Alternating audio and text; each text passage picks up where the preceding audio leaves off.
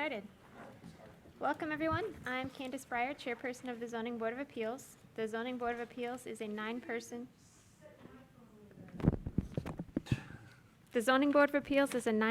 volunteer citizen board appointed by the mayor and confirmed by City Council. Our procedure this evening is as follows.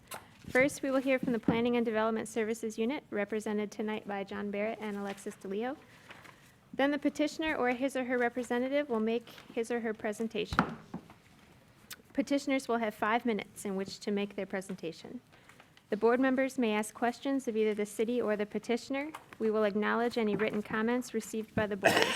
We will allow an appearing party to express their support or objections. The board will discuss the appeal and formulate a resolution to approve the appeal. 5 affirmative votes of the board will be required for an appeal to be granted. Finally, any qualified party who is aggrieved by a decision of the board can appeal that decision to the Washtenaw County Circuit Court on a timely basis. First, we have roll call. I am here. Mike Daniel. Here. Dave DeVarty. Here. Mike Dobmeyer. Here. Nicole Eisenman. Todd Grant. Here. Heather Lewis. Here. Julie Weatherby. Here. Kirk Westphal. Here. We have a quorum. Do I have a motion to approve the agenda? Motion from Kurt, support?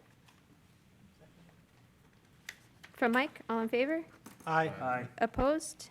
Okay, approval of minutes. We have minutes from the April 26th, the May 24th, and the July 26th meetings. Are there any comments on those, or, yeah, Julie? I have a comment on the July 26th, page 8. I think under public hearing, I think Letitia Shapiro, I think her name is spelled incorrectly. On the second, right under public hearing, it's Shaprio. So I think it's, Okay, any other comments? Including that change, do we have a motion to approve the minutes from those meetings? Kirk, support? Mike, all in favor? Aye. Opposed? All right, moving on to hearings and appeals. We have before us this evening ZBA 17025, 1140 Broadway Street. I will note that Nicole Eisenman is not here this evening. She has recused herself from this meeting. During the Planning Commission public hearing regarding the site plan for this project, she addressed the Planning Commission regarding aspects of the site plan. After discussion with the City Attorney's Office, she is recusing herself from the consideration of the variance for 1140 Broadway, consistent with the ZBA bylaws regarding apparent conflict of interest. Under the bylaws, she would normally disclose this apparent conflict and then leave the meeting during the deliberation. As this is the only item for consideration on our agenda this evening, she will not be in attendance at this meeting. John? Okay, my name is John Barrett. I'm the zoning coordinator for the city of Ann Arbor. The first case tonight is ZBA case 17-025. The address is 1140 Broadway Street. Morningside Lower Town LLC, property owners for 1140 Broadway Street, are requesting a variance from Chapter 59, off-street parking, Section 5:167. The ordinance requires 1 parking space per residential dwelling unit for a total of 620 spaces for the project.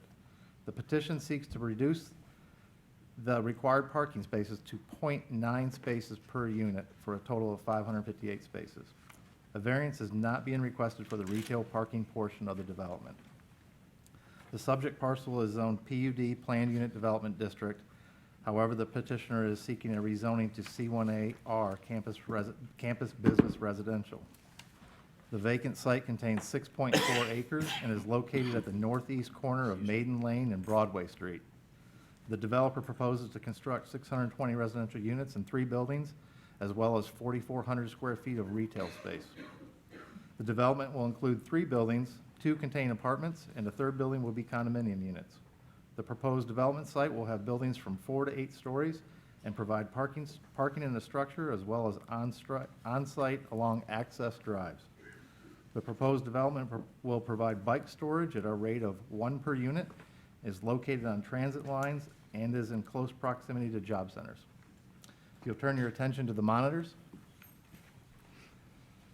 The first slide is the area location map. You see the highlighted parcels. This is along Broadway and then Maiden Lane, right at the corner. Next slide is the aerial map of the proposed project.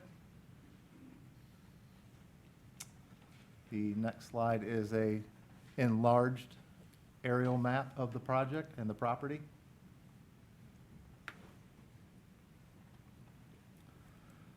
This is the survey that was submitted with the application.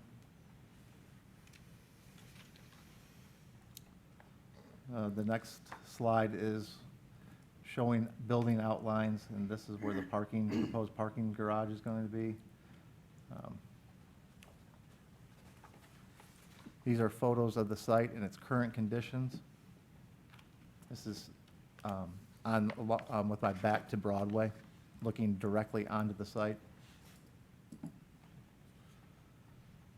Just looking across the field, that's the University of Michigan Kellogg Eye Center in the background.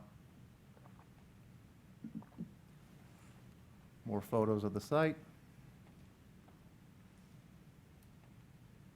This is looking along the interior on Broadway to the right, down towards Maiden Lane. This is at the corner of Broadway and Maiden, looking directly onto the site in its current condition.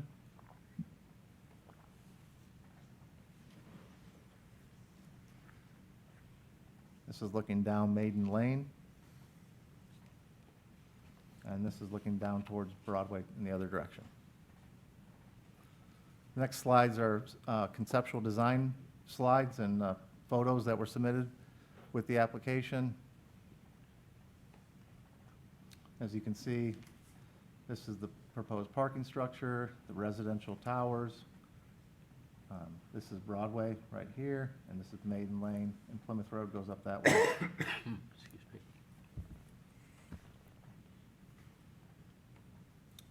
Conceptual design of the proposed site and the project.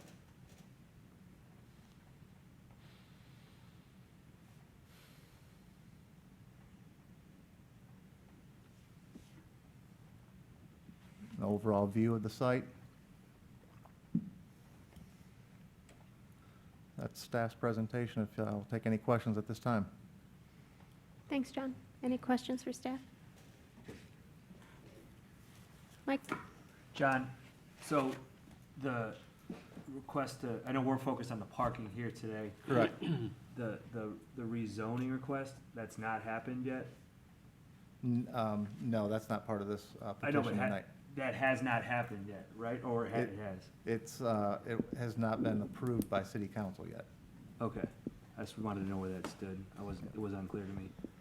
The planning commission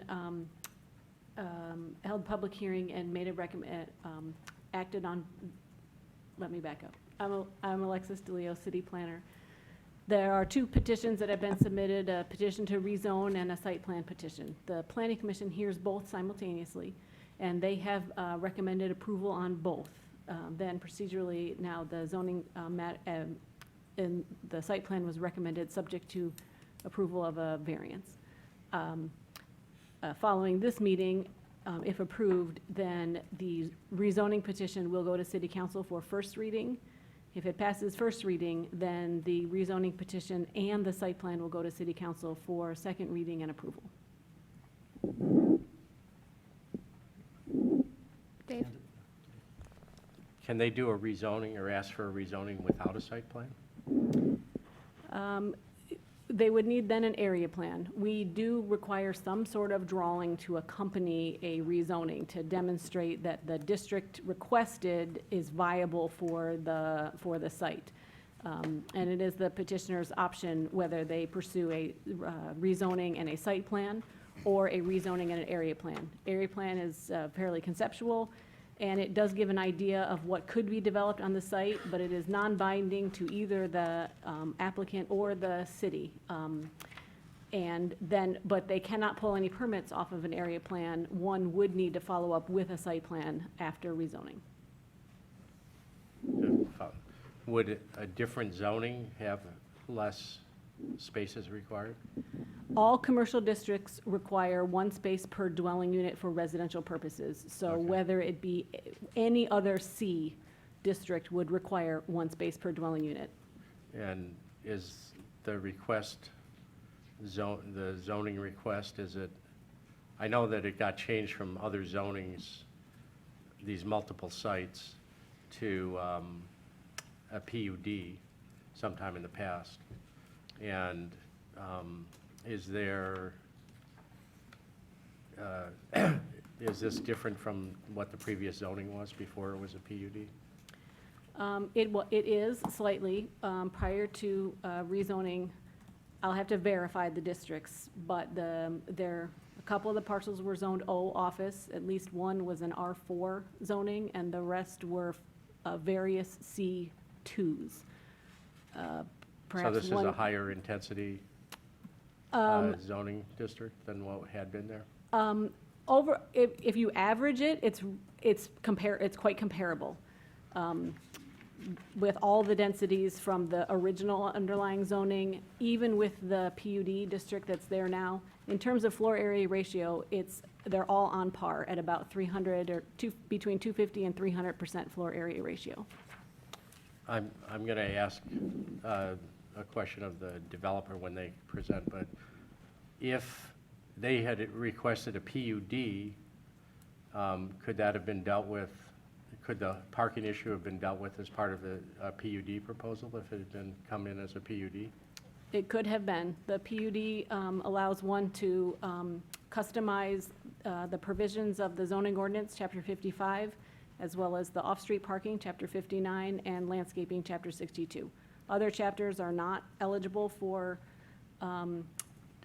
alternate standards, but parking is one of the three that can be flexed. So if they had gone and asked for a PUD, which I know a site plan is tied to that, they wouldn't have needed to come to us? Correct. Okay, Or thank at you. least for this particular matter. Great. Todd? Yes, so there are, in the material we have, 620 spaces, presumably then 620 units in this proposal.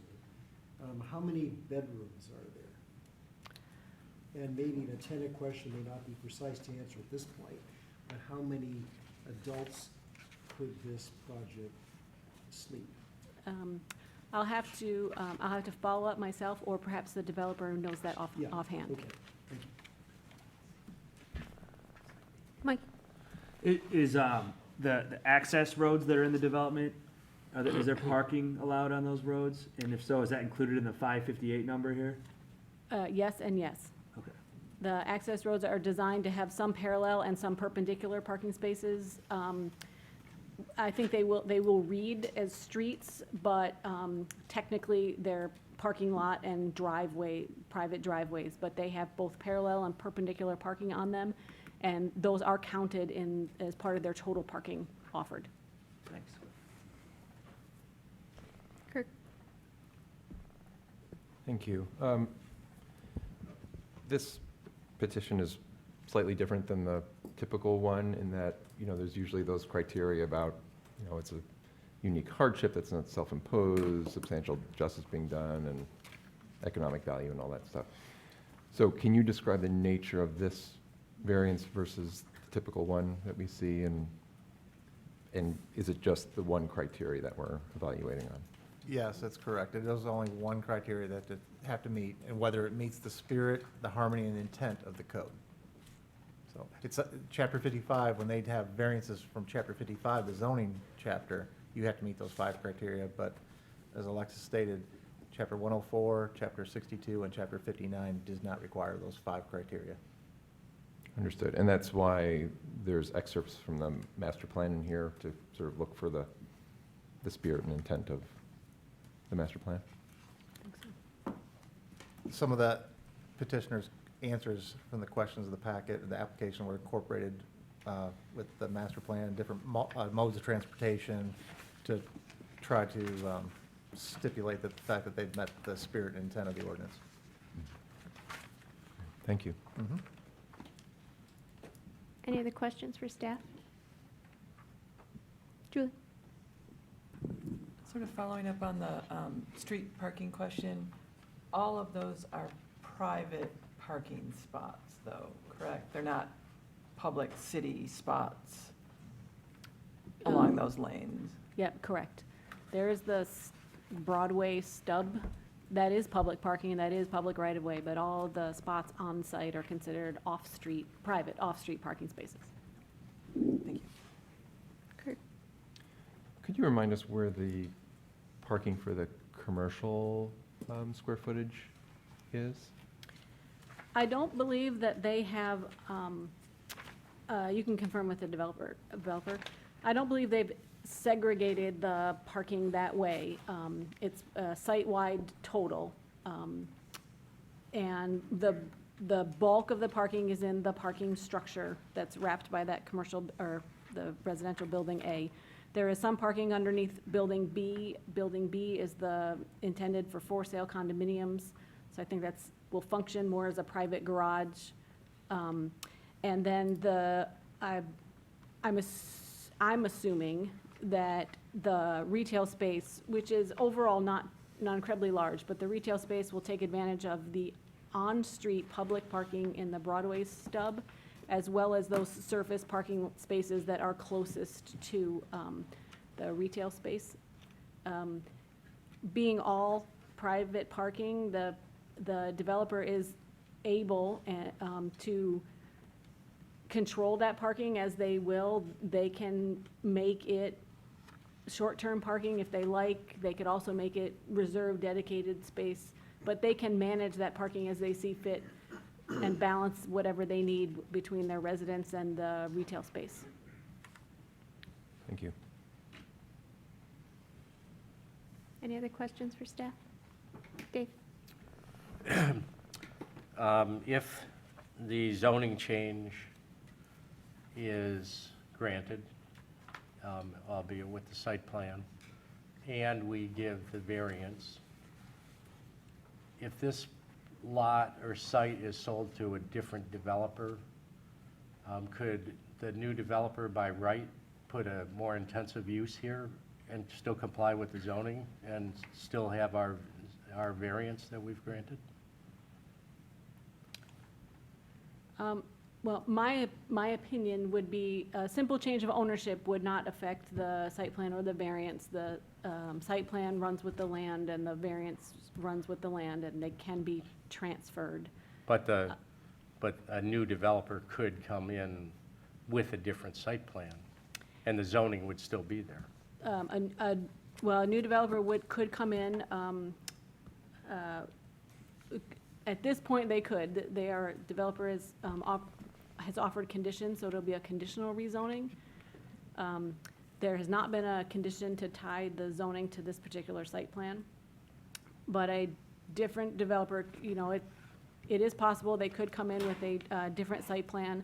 I don't think that any developer would get much more mass on the site. This is close to the top of the floor area ratio allowance in the C1A/R. The way I believe the variance is written, if approved as written, it's a variance from it's approving an alternate parking rate for the residential component. So if someone or this developer was to change the mix of uses, it's my opinion that this variance would not apply. Say they want to introduce some office uses, that wouldn't apply. They'd have to provide all the required office spaces.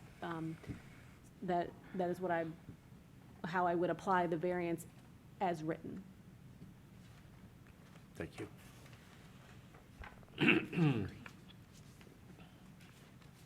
Any other questions for staff? Okay, if the petitioner's here, if you could please step forward, state your name for the record, and sign in.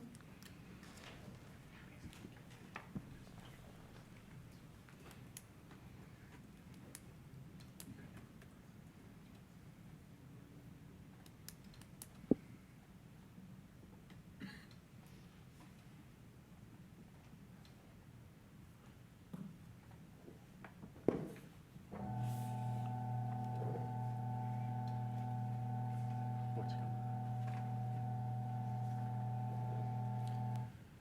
Well, good evening. I'm Ronald Mucha. I'm a principal with Morningside Group.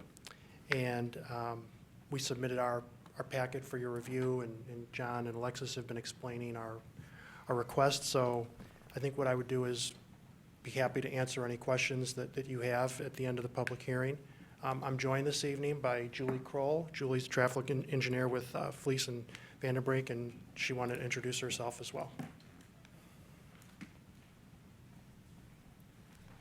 Good evening. My name is Julie Kroll. Like Ron said, I'm with Fleece and Vandenbrink, and I'm here to answer any questions that you may have regarding the parking variance. I believe there's a memo that we prepared that's in your packets that has some additional information about the variance that's being requested here, and I'd be happy to answer any questions that you have in regards to that memo or any other questions regarding parking.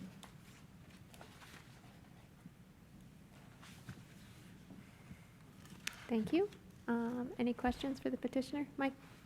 Sorry if I missed this in the packet. I mean, my first question to me is just, why is the parking garage not bigger so we can have more spots?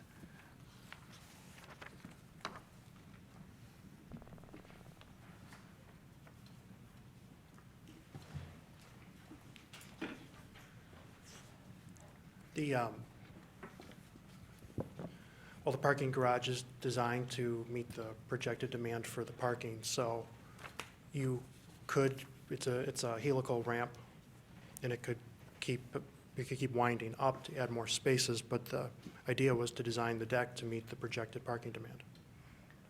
Right, but why isn't it designed to meet the regulation?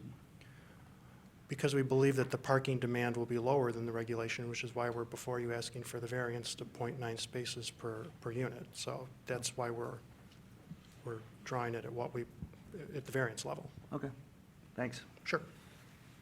Candace? Todd? My earlier question, sir, you probably heard my asking staff.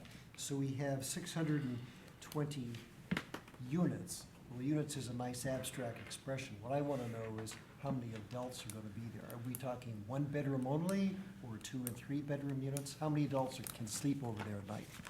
Okay, so the broad answer to your question is there will be 814 bedrooms between the 3 buildings.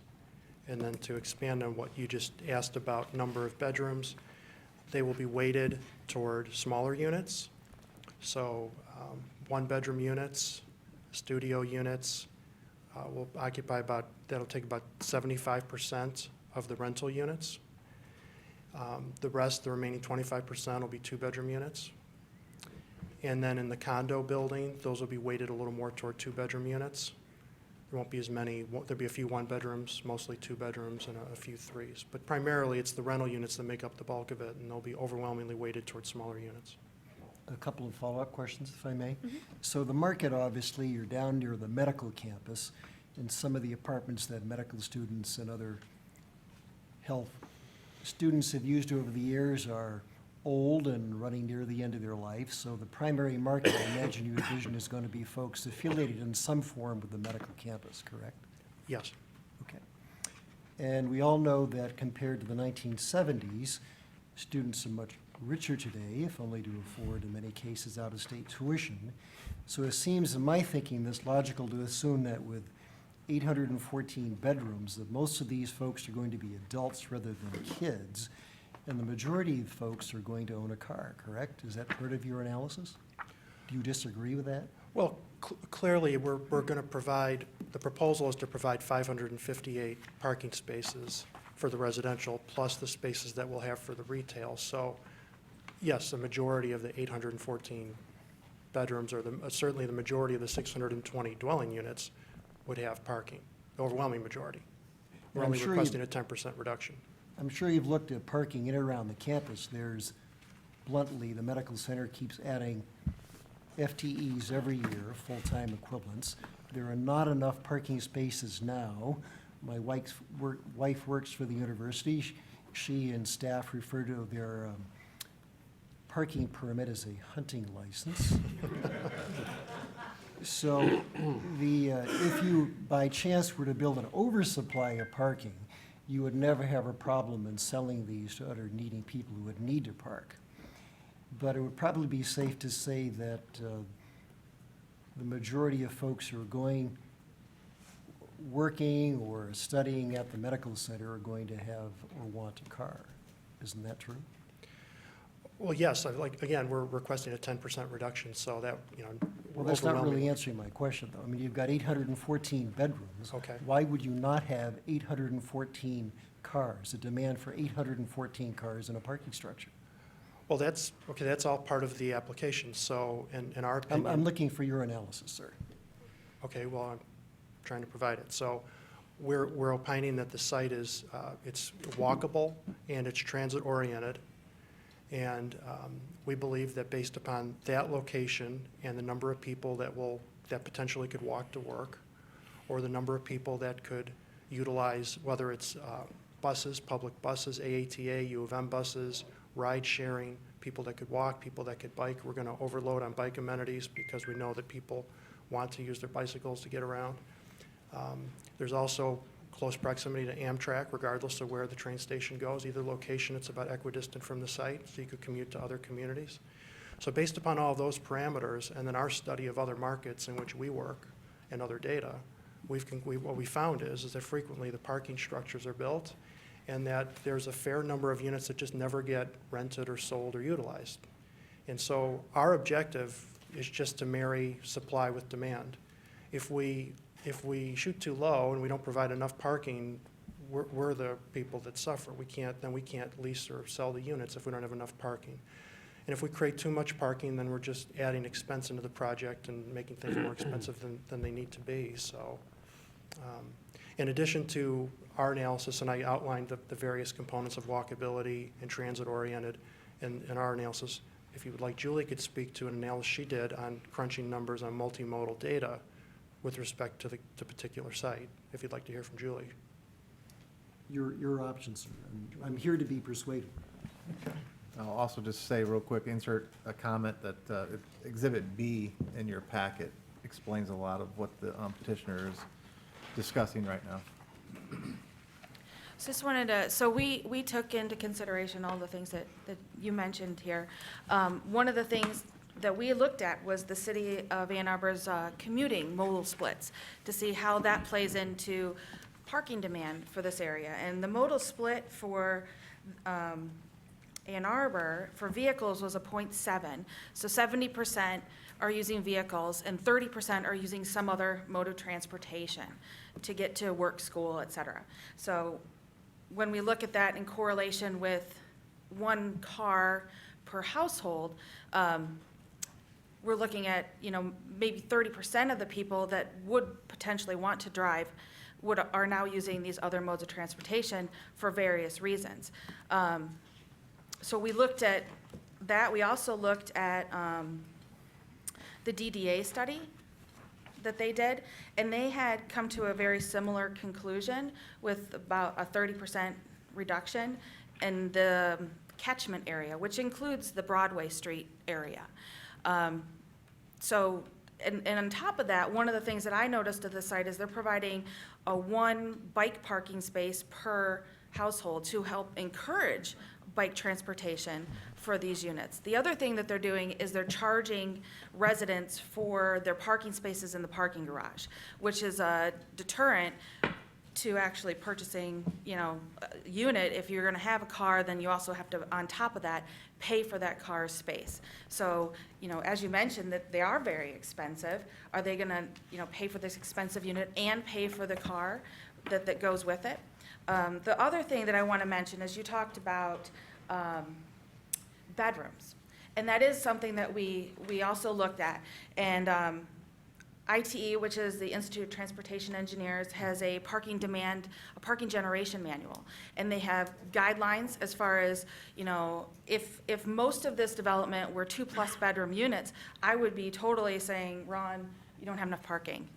Because they recommend 113% if your average is 2 bedrooms per dwelling unit. In this case, we're looking at 1.3 bedrooms per dwelling unit with the 814 bedrooms and the 620 units. It comes out to 1.3 bedrooms per dwelling unit.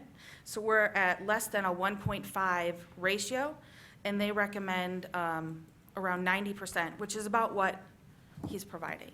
So everything kind of lined up as far as, you know, the variance that he's requesting, the city of Ann Arbor's goals for this area, and the demand that we're expecting with this particular development, so. Do you have any other questions about numbers? Well, let me just, if I may make one last comment. I'm glad to see that somebody's looking into Lower Town, because we're all very familiar with the site. It's been vacant for a long time. It failed development maybe more than 10 years ago now, so it's nice that somebody's finally addressing this. So thank you. Any other questions for the petitioner, Kirk? So there was a mention of, you know, if there is excess parking where, the tenants, say the full code amount of parking was built, and it turns out there was an excess. There was a mention of leasing them out. Is my understanding that you're not able to lease parking to the general public and run a parking business? Isn't that correct? That's not my understanding, but our intention is to, we believe we've got the ratio set so that it'll accommodate, you know, the residents at the. Okay. I just wanted to clear that up, because I think that was mentioned, that if there's too much, we could just lease it out. So I think there may be a prohibition against doing that, but in any case, is there, if the parking is overbuilt, what is the impact on the rents of the community?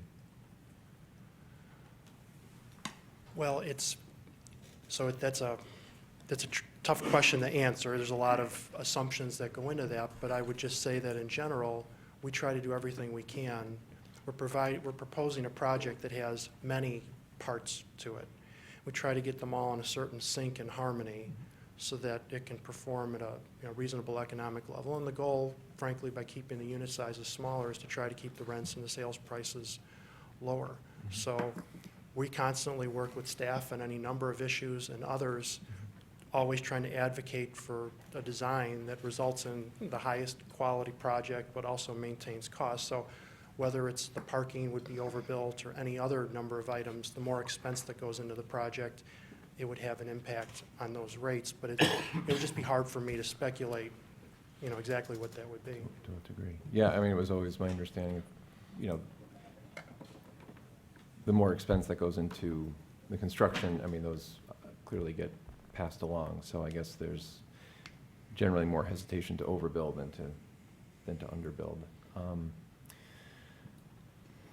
And do you have a ballpark for how many of the rental units would be affiliated with the hospital? I don't have a number. We've conducted market studies and our own research of the market.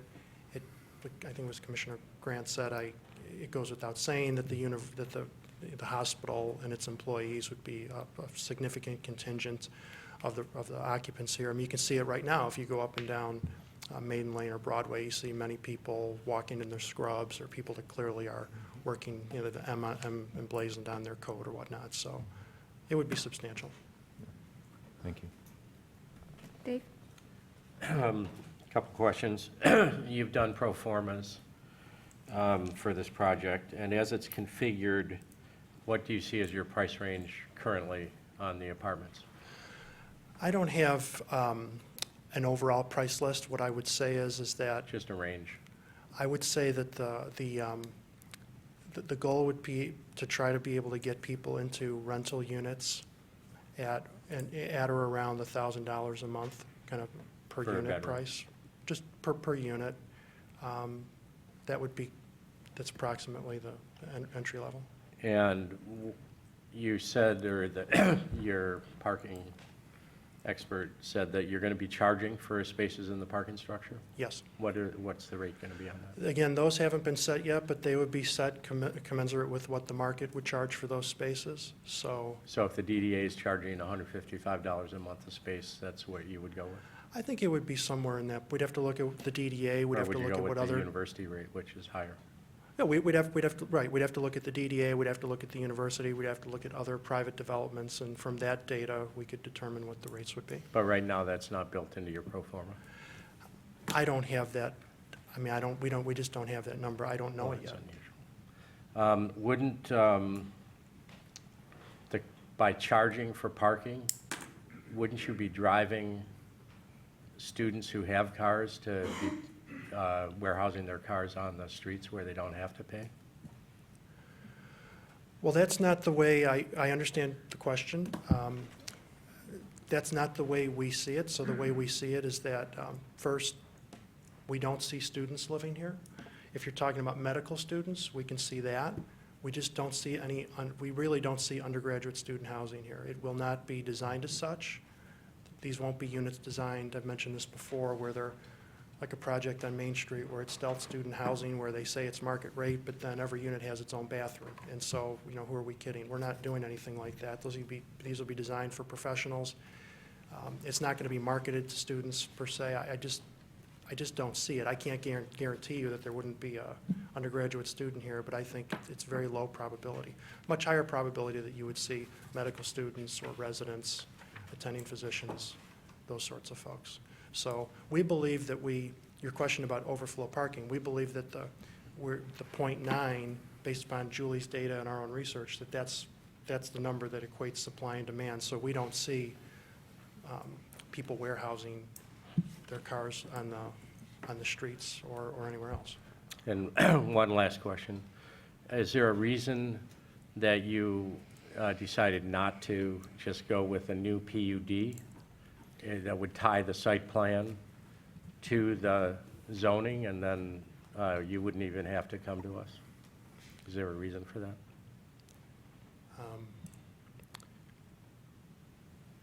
Well, I mean, the reasons for choosing the zoning go well beyond parking. I mean, am I supposed to be answering that tonight? I thought we were.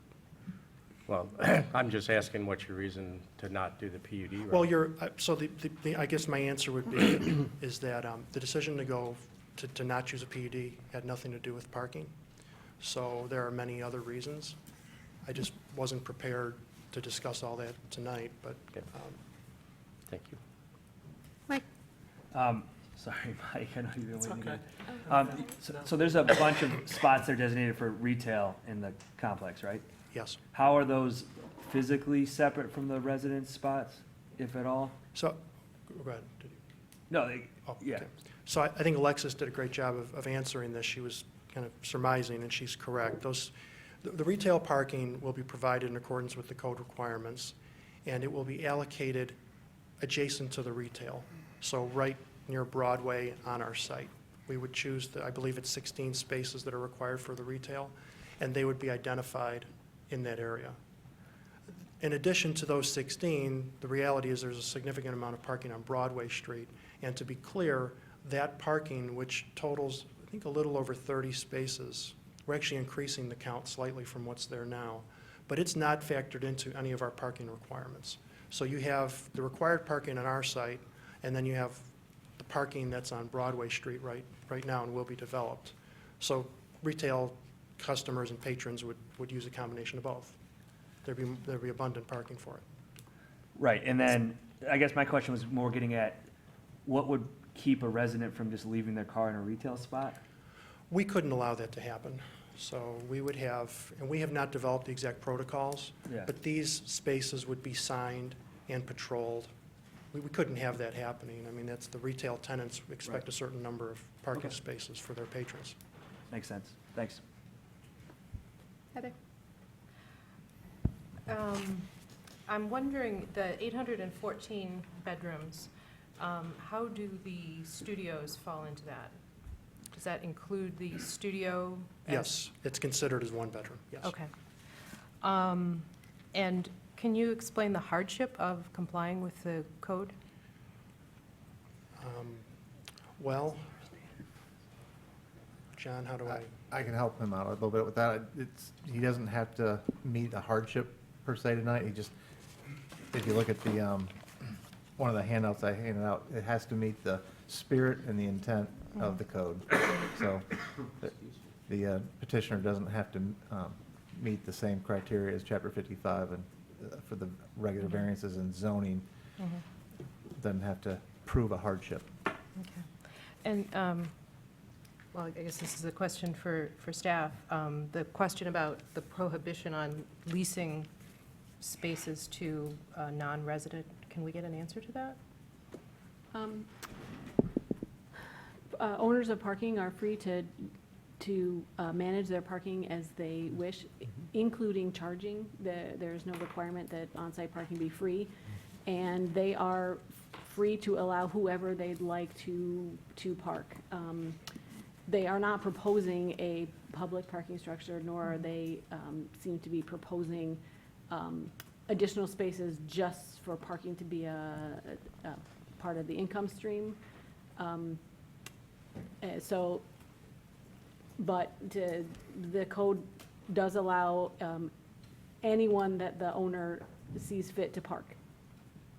So not necessarily, it wouldn't necessarily have to be a resident. They could lease the parking to whomever. Yes. There's no prohibition. Thank you very much. Appreciate it. Yeah, the street level parking that's kind of in the T that we see on the screen here, is that, are you considering that retail parking? Am I understanding that correctly? Some of those spaces. So there are 39 spaces on the grade in the T, and the 16 that are in the vicinity of the retail will be allocated to the retail, and then the balance will be allocated to residential use. Okay, so you'll be paying for those residential spots as well then, or? We have to determine how many of those 23 we would allocate as guest spaces. The chances are we would allocate most of them for guests. Okay.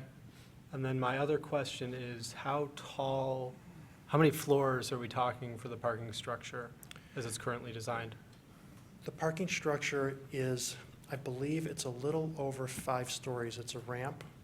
So it is concealed entirely within the building that it's wrapped around, or I'm sorry, the building that wraps around it varies from, that literally wraps it varies from 7 to 8 stories. And this parking will be lower than that height. No one will see it. Okay.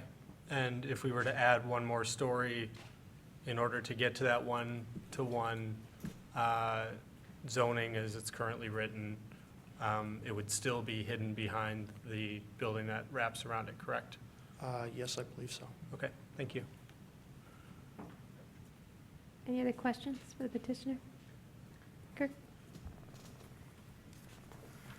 So it looks like some of the studies showed a 30% non-single occupancy vehicle commuting pattern. I guess on the low end, what was the reason for not going less than 10% less than code?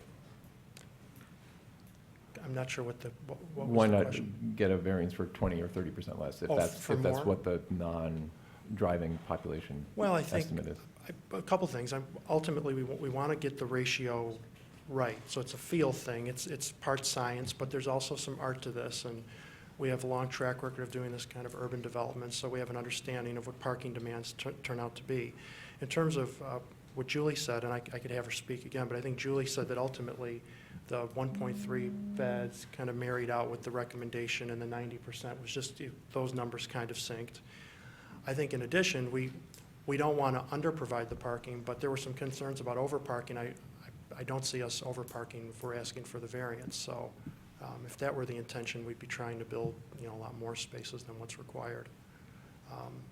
We have spoken with, over the course of, from when we first started working on this project, about this time last year, we've met with many stakeholders, elected officials, staff, and so forth, and we've talked about the idea of reducing the parking ratios. And I have to tell you, it's been very warmly embraced by just about everyone I've spoken to. Now, I'm sure there are people who don't agree, but overwhelmingly, people have been supportive of this idea. In fact, we were looking at the avenues on how to deal with this, and we're before you because there's some talk that there might be a change of the ordinance at the staff level, but that's, I don't know the exact timing of that. So this was the avenue we had to pursue it. But in terms of certainly climate, the idea of reducing greenhouse gas emissions, less vehicles on the road, encouraging more multimodal transit, people were overwhelmingly enthusiastic about it that we spoke with. And I guess, so I asked about the low end, about, you know, the 30%. What if this is undershooting? And it seems like some of the feedback we've gotten, maybe this is a better question for staff, but if some of the letters we've received about the fear of, you know, people storing their cars on public streets in the neighborhoods where there aren't any now, do you have a reaction to that, or is that a better question for staff? No, I would just say that that issue exists regardless of what we set the parking ratio at. I mean, if we don't come in before you for a variance and we provide one per unit, or we ask for more of a reduction than 0.9, I mean, no matter where it gets set, I suppose that potential would exist with any building, but we have studied it very carefully, and so we believe that this ratio is reasonable in terms of marrying supply and demand. But there's some science to it, and there is certainly an aspect of art to it as well. But that's where we get into looking at where it's located, and we're located literally steps just from the largest employer in the city, and that should have a material impact, among other things, on people deciding to use alternative modes of transportation. Thanks. Any other questions for the petitioner? Okay, thank you. At this point, we'll open up the public hearing, so if there's anyone here from the audience who wishes to speak on this, you'll have 3 minutes. Please state your name for the record and sign in. Please include your name and your address as well, please. Sure. Thank you. Oh, sign in, yeah.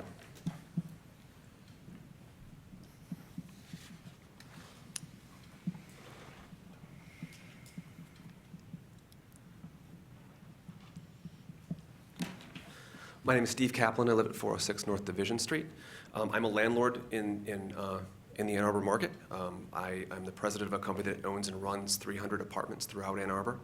Some of those are in a market that I think squarely matches up to what Morningside is planning to build. And the one case in particular, I think I can maybe offer some insight as to how parking works and what happens with the kind of market that would come here, because I have a building in particular where we don't market to undergrads, we don't market to students, but we get a lot of medical professionals because of proximity to the hospital.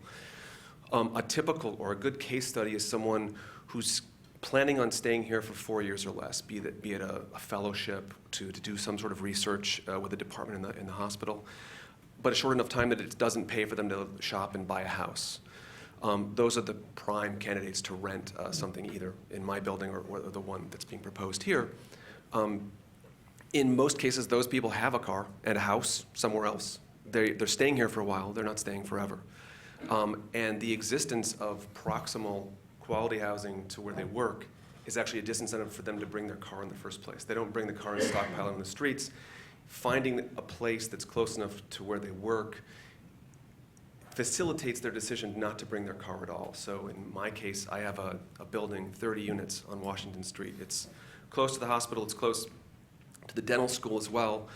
Because it was built 50 years ago, it doesn't have any parking with it. And to adjust for that, we rent 13 spaces in the parking structure right next door to us, Tally Hall. And I can tell you, on average, I have 3 to 4 spaces left every year that I sit on. So in a 30-unit apartment building where you would imagine that I would have a line out the door for my extra 13 spaces that I rent, I end up eating the cost for at least a few spaces every time. So I don't think it brings a stockpiling issue. I think it does actually help people decide not to use their car in the first place, or to leave it wherever it is they came from. So there is a benefit to doing that. And my experience is that 90% or 0.9 spaces per unit is plenty. I don't think they'll need them all. I certainly don't think it warrants building more. Thanks. Thank you.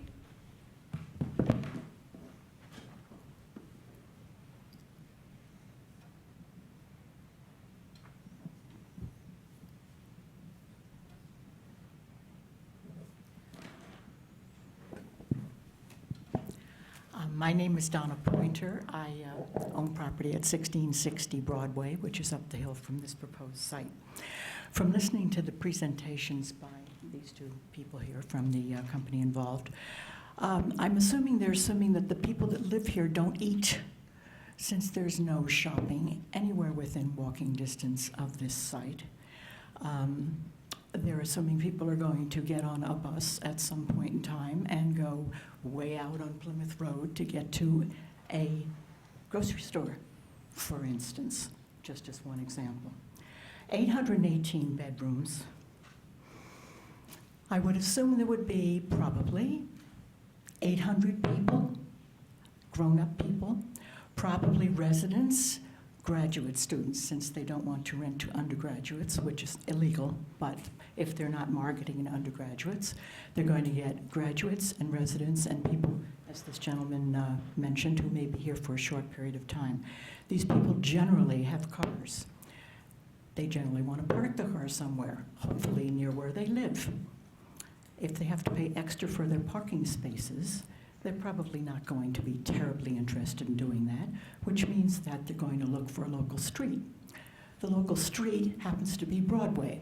Broadway allows parking on one side of the street. It's a tall road that goes up over the hill and down the other side. It's already loaded up with people coming in from out of town, looking for places to park their cars during the day. Providing residential parking permits in this area won't solve the problem, since they don't cover weekends. So where do the people on Broadway have their guests park? I think there are a lot of questions related to this request to reduce the number of required parking spaces is really unrealistic relative to the target audience and the kind of incomes they're going to need. One bedroom, $1,000 a month for one bedroom is a wee bit under the market rate in this area. Perhaps they haven't studied that in detail. So for 818 bedrooms, I really feel that the current requirement of the number of parking spaces is way under. So I don't think we should be considering reducing that. I'm assuming we can't raise it, but I do feel it's insufficient for 818 bedrooms. Thank you. Thank you.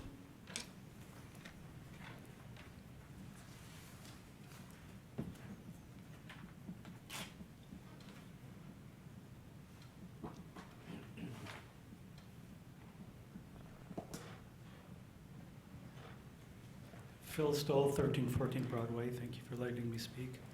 Morningside is asking for a variance to 558 parking spaces, which is 62 fewer than required, or 10% fewer. The developer is arguing that because of nearby places to work and nearby public transportation, people will not need cars to get to work. There are several foreseeable problems with this argument. Morningside is offering no evidence that 10% of residents will prefer a car-free lifestyle every year for the foreseeable future. Second, there will likely be more residents wanting to rent parking than there are available spots. Those residents will have nowhere to park except on-street parking. Third, Morningside is charging residents for use of the parking places. And as we all know, some may decide not to pay for parking and to park on the street instead, which is their right. Fourth, people tend to need vehicle transportation to shop for groceries, and there is almost no shopping in Lower Town. Lastly, people who work at the U of M hospital probably earn good salaries and are not going to forego owning a car by and large. Even if they walk to work, they need a car to shop, dine, go to events, and take vacations. We on the neighborhood on Broadway Street welcome hospital employees who park on our street. However, there are not enough spaces for additional residents who are either unable to get paid parking places or choose not to. I and my wife have twice applied for zoning variances. The justification for granting a zoning variance should be that there is something about the parcel, a physical constraint or a hardship that prevents the relevant city ordinances from being followed. There is no hardship about this parcel that prevents Morningside from providing the spots. Morningside could build all 620 parking spots, but first not to, because this would require changes to the site plan and or cost money. So what is the alternative? We, the neighbors on Broadway Street, believe the site plan could be modified so that the planned 620 units get built and all required 620 parking places are provided. This would involve replacing Building B with an exposed parking structure, putting the structure where it belongs, across from the 5-story parking structure on busy Maiden Lane and on the Traver Creek floodplain. Make it necessary height for the required number of parking places. Second, replacing Building A with 2 smaller buildings, 1 apartment building and 1 condo building. Put the condo where it belongs, along beautiful Traver Creek, not on busy Maiden Lane. Thank you for your time. Thank you. I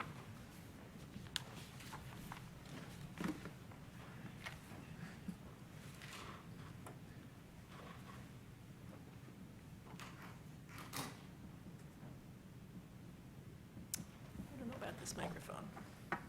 Does it bend? No. There should be a button on the side you can lower the podium. This one here? Really?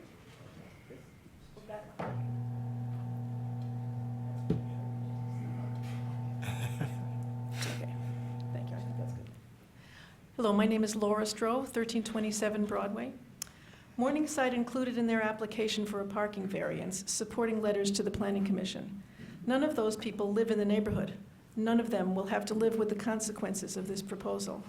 Just for the record, we had 137 people sign a group letter addressed to the Planning Commission and packed the public hearing with people, mostly from the neighborhood, who object to major aspects of the site plan and the zoning change, including the limited parking. There is absolutely no reason that he could not have designed a project that has enough parking for all the units. His justification for not having enough parking comes down to a simple idea. He says that because this site is close to employment, commerce, and recreation, and because it is near transit routes, people who live there should not need to use cars. The theory is that having a lot of bike spaces and charging for car parking will discourage car ownership. But, and this is a big but, just because the potential residents of 1140 Broadway will not need cars for their daily activities, it does not follow that they do not have cars. In this country, people own and need cars. They shop at big boxes that are not down the block or across the Broadway Bridge. They go to doctor's offices across town and go away for the weekend. In the proposed development, there will be approximately 814 bedrooms, some occupied by couples or unrelated roommates. The potential population of this complex is well over 1,000 adults. We are kidding ourselves to think that even the city's requirement of 1 parking space per unit is sufficient. The developer, if he is truly looking to provide the needed amenities for his tenants, should have at least that. But I'll be honest, the welfare of the tenants is not my concern. My concern is the welfare of my neighbors. We should not be burdened to provide the parking that the developer has failed to provide. Already, we in the Broadway area are providing parking for the hospital complex. Every weekday, our streets are a virtual parking lot for the people who work there. Our only break is evenings and weekends. This development will mean no break from our life as a parking lot, since those tenants who do not choose to pay the extra charge for parking or who exceed the 0.9 spaces per unit will use our streets too. The residential permit program will not solve this problem since it doesn't cover weeknights and weekends. Please do not approve this variance. The developer should redesign the project so that the number of units does not exceed the number of parking spaces. The problem is yet another example of how this development proposal is too big and too massive. Thank you. Thank you.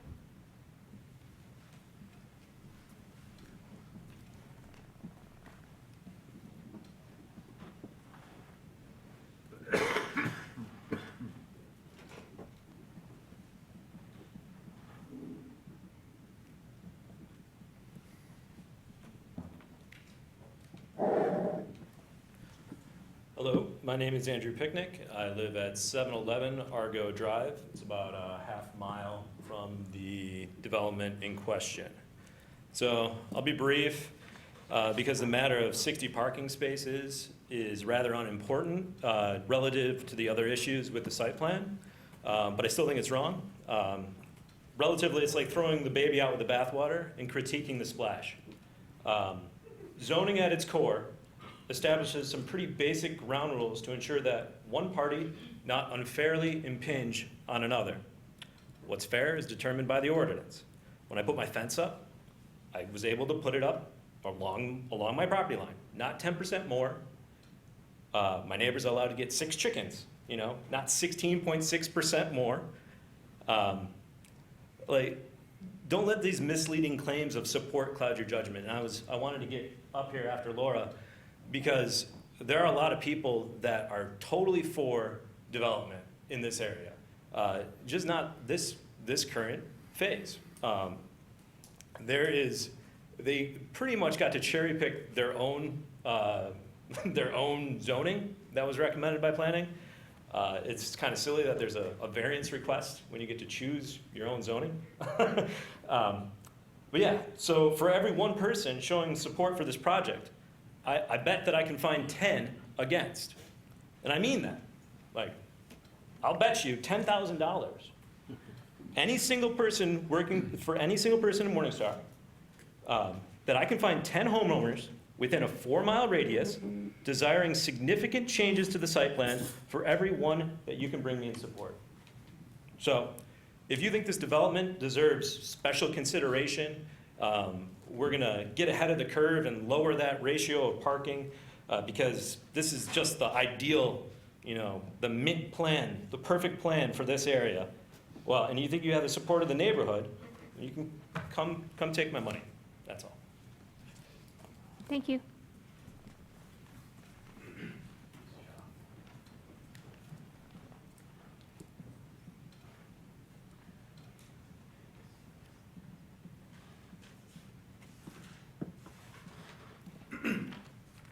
Good evening. My name is Bill Rosemary, and I live at 1206 Broadway. I'm here tonight to speak against the request for zoning variance for the 1140 Broadway proposal. I wouldn't always do this, but in this case I feel it's important to establish some credibility regarding alternative means of transportation in the city.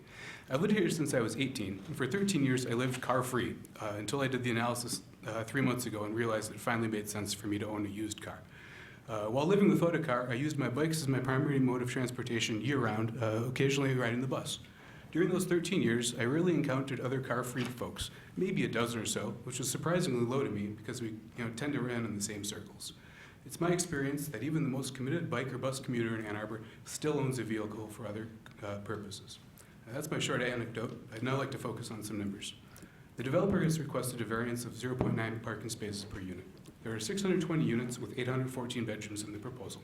For our area, U.S. Census data shows that car ownership averages 1.4 vehicles per household and 0.76 vehicles per adult. This will include some students who live here. Using the vehicles per household statistic and equating a household with a unit, the residents would own 868 vehicles. Using the vehicles per adult statistic and assuming 1 adult per bedroom, which is probably conservative, the residents would own 619 vehicles. C1AR zoning requires the lowest number of spaces per unit of all multifamily zoning classifications. The next lowest set requires 1.5 spaces per unit. The previous PUD on this site had 719 spaces. A 2014 University of Michigan study found that 9.2% of households in the U.S. were car-free. Given the statistic, the developer's request would only make sense if every other household owned exactly 1 car. Also, a 2013 study by the American Association of State Highway and Transportation Officials found that only 3% of households with workers were car-free. 19% owned 1 car, while 41% owned 2 vehicles, and 37% owned 3 or more. Remember, this is a workforce housing proposal. The developer has argued that fewer parking spaces will result in lower car ownership. I don't believe that zoning variances are the correct way to change transportation policy in the city. Surely the city has taken into account the desire to increase the use of alternative transportation while defining the zoning requirements. Also, the arguments put forth by the developer rely on a DDA report that is focused very specifically on how people working downtown commute to work. Furthermore, the letters submitted in support of the request do not actually specifically address support of this request. In closing, I hope I've successfully argued that even the parking space requirements of the C1AR zoning are too low for this development. The surrounding neighborhoods are often parked to capacity and cannot absorb even another 62 vehicles. Please deny the variance request. Thank you. Is there anyone else from the public who wishes to speak on this?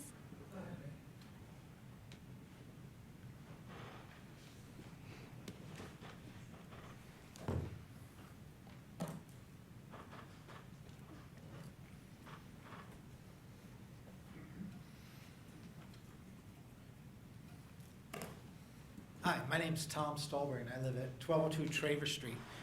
I'm, very close to this development. I've been a resident there for over 20 years, a resident of Lower Town. I've been a real estate professional for over 25 years. I've developed subdivisions, I've turned condos into apartments, I've done a lot of things. I've appeared before many city councils, planning commissions, I've even appeared before this very board 20 years ago. And I've spent 6 years on the other side of that desk for another commission myself. My company happens to own 17 residential rental units in Lower Town, Pontiac Trail, Traver, all very close to this site.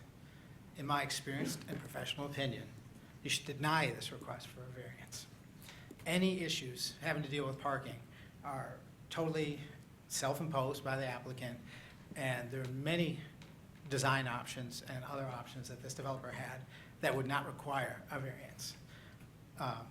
Let me talk about, not hypothetical, but reality as a landlord in this area in terms of, I can speak to the tenant mix and their driving habits and parking habits. We do have many tenants that walk or bike to the med center or other areas for work or for study. Employees can't park there. A lot of them can park at other lots and be shuttled there. Our tenants are lucky enough to live close enough that they can park at home. Maybe they walk or bike to the med center, for example, but they still leave their car parked at home. We have a lot of couples. One might work there or in town, and one might be commuting elsewhere out of town. That's couples in one-bedroom apartments. So we could be looking at a lot of 2 cars that would be here in the evenings, and maybe 1 car during the day while that person walks to work at the med center or for their studies there. So where are they going to park all the cars? They're going to park in the neighborhood. And I can speak specifically to Traver Street because we had the problem of Traver Street had become a free off-site parking lot for the med center. We worked with the city. The city was great. We have a residential parking permit program. There's a 4-hour limit between 8 and 6, Monday to Friday. These people who are going to move into this new development will park there during the day for less than 4 hours, and they will park in the evenings there, leave their cars, and they will park on the weekends. If you were to give a variance to allow more stormwater to run off a site, you'd flood the neighbors. If you give a variance, in this case, you're going to flood the neighbors with cars. Thank you. Thank you.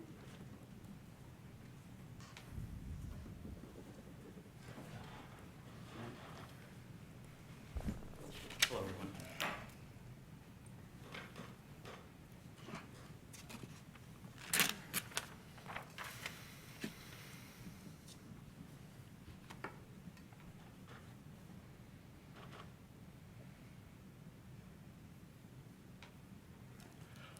Hello, my name is Glenn Hebert. I was a elected precinct delegate of the 6th Ward in 2010, 2012. I'm here on behalf of my constituency to say that this variance, this entire plan is not commensurate with this area or economy or neighborhood, excuse me. People will still have cars. That's fantasy to say that they won't. Those people have those careers, and they're going to choose not to buy cars? No. The object is to design around, or they have chosen to design around the ordinance. I'm sorry, I'm getting this wrong. They need to design around the ordinance, not pedal for a variance. Like the great, bright gentleman just said,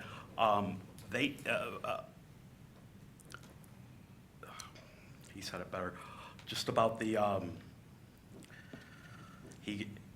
they came up with a plan. They're not bearing their burden. We're looking for correct development, not any development whatsoever. Okay, we all want this property developed. This is not the development. This is not the design. To follow that, Trump's EPA is plugging brownfields. They want to slap a new coat of paint on it. And there's, at the city council, I read a quote of the guy, the CEO of Brownfields Listing. And he said that it's a perfect storm because of Trump. This is the time to hold our hand and not just do backflips for this development. There will be more development offers. I showed up to an array of these hearings, and I never find Mr. Mooch ever coming up with the answers. We schedule the hearings, and the answers stay home. And I'd like to just ask the board to extrapolate. When does this end? He's claiming that he's not seeing because he's claiming he's not seeing because his profit impedes that. This is about keeping with the master plan. He can do that. He can come back with another design. He's not ever once doing that. This is not about redeveloping. It's about the essential integrity when doing so. They want height for profit, and to avoid it, abiding by the city ordinance here with parking. That's just numbing. No matter what, like he says, it's called compliance. The ordinance is there to protect against the urban glut. Student demographics have always been the same. They're inflaming an already crisis on Broadway. Thank you for your time. Sir, could you please state Thank your you. name, address for the record? Excuse me? Could you please state your address for the record? Oh, I'm very sorry. I thought that sufficed it. My name is Glenn Heber. I live at 1118 Maiden Lane Court, Thank you. number 101. Thank you. Thank you. Thank you. Anyone else from the public who wishes to speak on this?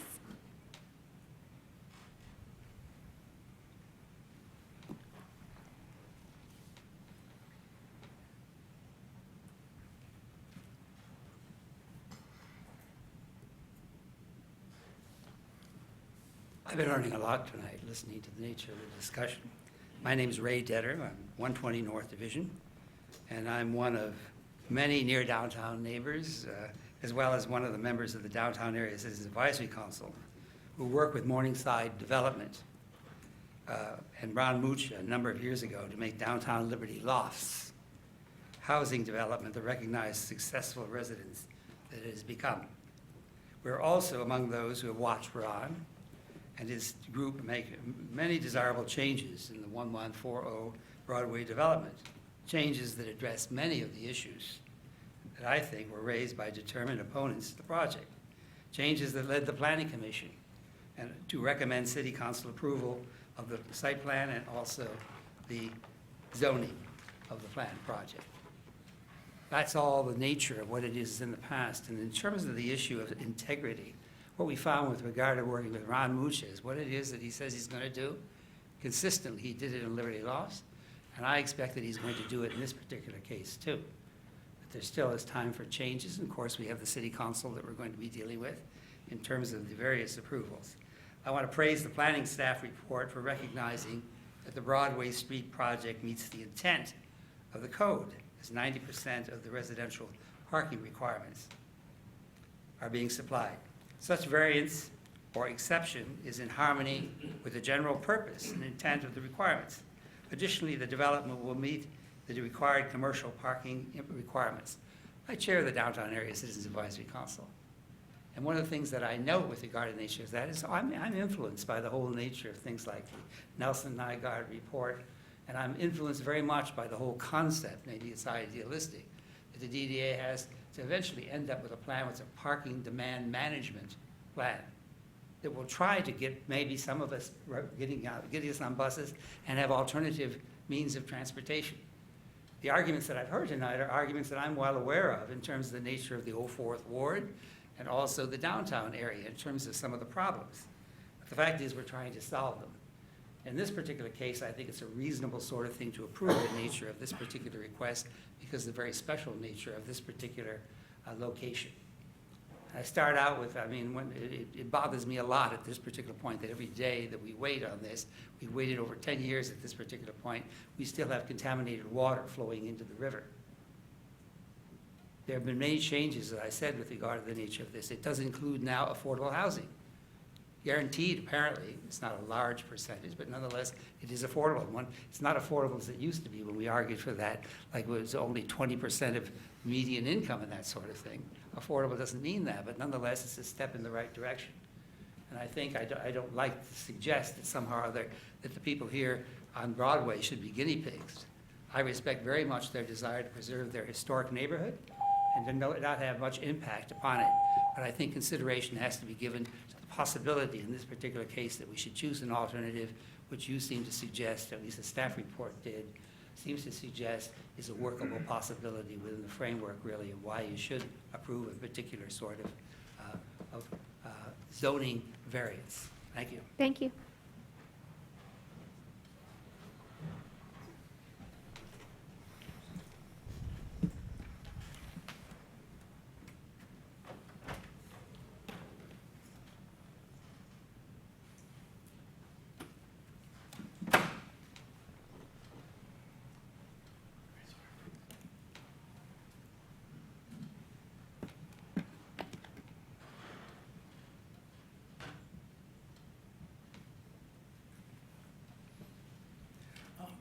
Excuse me.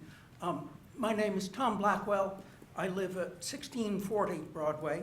I'm here to support the neighbors and support the concern that there is limited street space on Broadway and on Traver and in the neighborhood around the proposed development, and that additional parking would be a burden on the neighborhood. Thank you. Thank you.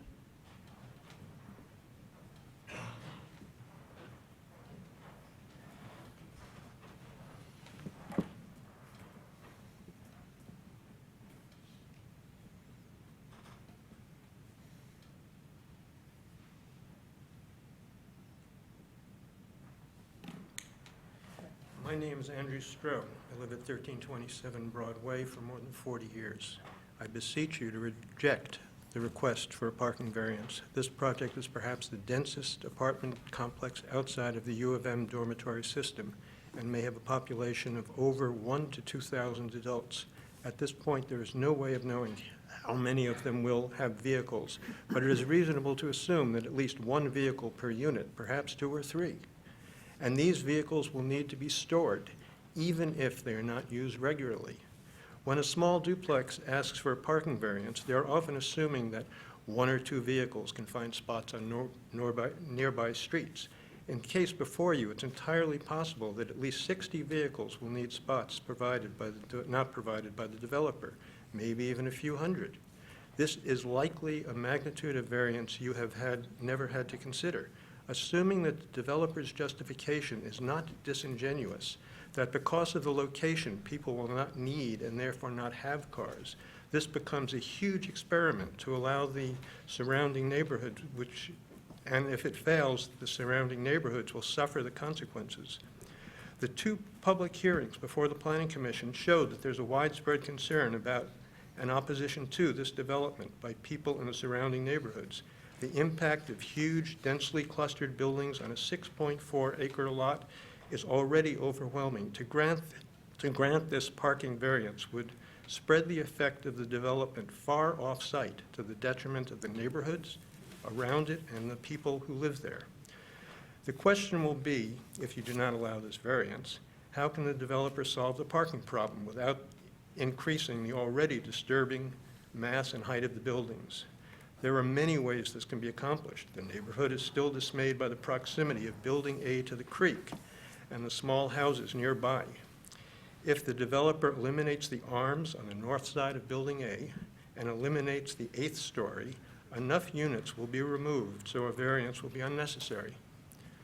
Another idea would be to combine a number of extremely small studio apartments into larger one-room units.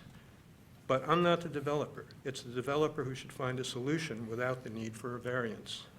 Providing the required amount of parking is a solvable problem. Please reject this application for a variance. Thank you. Thank you.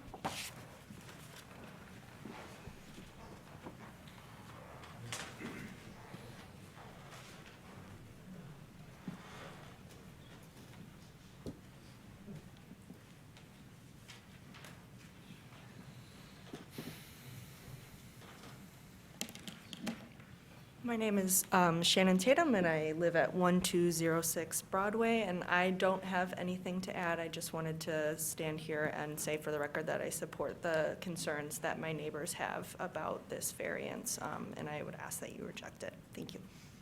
Thank you. Is there anyone else who wishes to speak on this?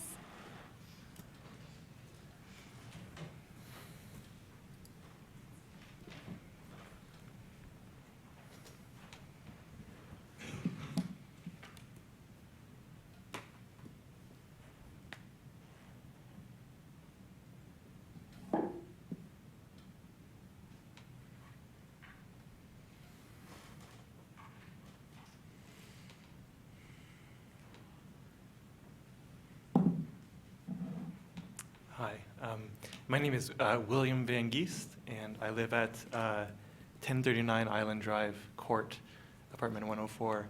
I'm just speaking because I'm probably one of the sort of target people for this new development, and so perhaps I can sort of shed some light on the situation.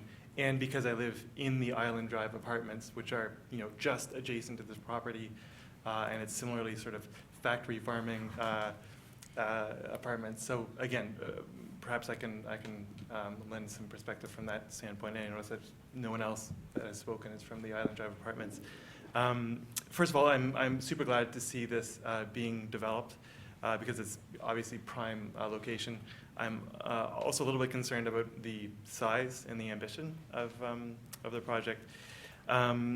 I wanted to point out that as far as groceries goes, this is actually a simple solution without cars. There's a bus that goes right by, and you're there at Kroger in 5-10 minutes. So that shouldn't be a problem. I also think if there's retail in this unit, that will largely serve the people in the buildings and perhaps Island Drive apartments. So that's also another sort of solution to that is similar to, I think, I don't know if it's Varsity Towers in the downtown core. They have a grocery store underneath as well, and that seems to work well. As far as access to the downtown, I regularly go into the downtown without car or a bus if I really need to. So again, these things are possible without a car. Nevertheless, I do own a car, as one of the people who spoke earlier mentioned. I rarely use it, but I do have it. I went a couple of years living in this very area without a car, and that was fine. Unfortunately, the city is such that, and the culture of this part of the world is such that people rely on cars, and it can be difficult for certain things without one. One thing I did want to point out to that end, however, is another potential solution here is the zip car. This is something that increasingly is used around here. If some spaces are allocated in the parking to a car sharing service, that might be another way to sort of bridge the gap here. I think, I also wanted to point out, as far as rent costs goes, again, this is I would imagine it's comparable to my situation. I'm paying $9.90 for a one-bedroom. Given that these are new units, I imagine the cost will be, much, several $100s more than what I'm paying in my current location. So I believe that's it. Thanks very much. Thank you. Candace, is it appropriate to ask this gentleman a question? Sure, go ahead. All right. And William, I'm sorry I didn't catch your last name, but I did catch William. Yes. So you're a part of this target audience, and I realize this is imprecise, and you don't have to answer my question, but in your subjective observation of the other people who rent in the Island Drive apartments, what % would you say actually own a car? I'd say it's quite high, and it may exceed the one per unit. I know there's certainly people who do not own a car, but I imagine there are units that have multiple cars. Now, in our case, we're not charged anything for a spot, and there's ample parking provided. Personally, I think, I guess you didn't ask my opinion, but I offer it nonetheless. This should be something that we pay for. It's a privilege. So that's the situation. Again, it's gratuitous parking available. Not all people take advantage of that. But just to be clear, the vast majority of folks, even if they don't use a car on a day-to-day basis, have a car that they own that is accessible from time to time, rather than using Uber or Lyft or Zipcar. Would that be a correct statement? The majority of people, I believe, I would also add that a significant portion don't own a car and will use something like Zipcar or Uber and Lyft, as you mentioned, or simply public transit. So you do find a substantial proportion of people doing both. Okay, Yeah. thank you. Thank you.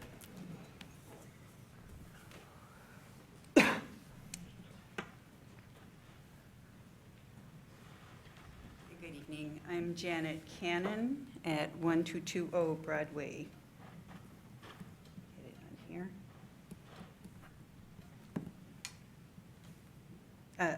Sorry, 1220 Pontiac Trail. Okay. I'll be very brief because I've got a bit of a cough. I'm also, in a sense, part of the target audience. Oh, I wanted to say, first of all, that I'm also here having heard concerns from my neighbors and as a precinct delegate for the 5th precinct, Ward 1, Precinct 5. And I'm hearing a lot of similar concerns to what people are expressing tonight. As, in a sense, the target audience, because I do rent a house from Mr. Stolberg, and I share it with other people who work at the medical center or do research. And we spent the day increasing the parking spaces because there's a couple upstairs who will be using 2 cars, and each of my housemates, that makes 3 cars in a 3-bedroom house. Now, there's many, many cases. I'm sure there are cases in which people are beginning to leave cars behind, but it's not quite really happening too much in our number yet. Thank you. Thank you.